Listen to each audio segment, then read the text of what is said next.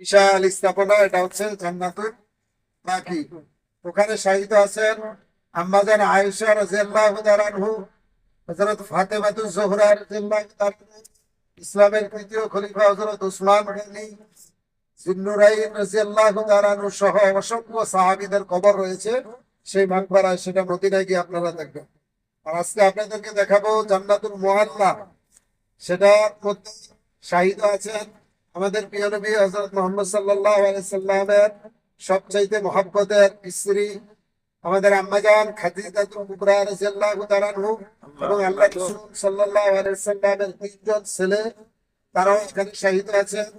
এবং হযরত রাসূল সাল্লাল্লাহু আলাইহি সাল্লামের দাদা আব্দুল মুত্তালিব এবং জান্নাতের সুসংবাদ প্রাপ্ত কয়েকজন সাহাবী হযরত আব্দুর রহমান ইবনে আউফ রাদিয়াল্লাহু তাআলা সহ অসংখ্য সাহাবীরা যেই কবরে শাহিদ আছেন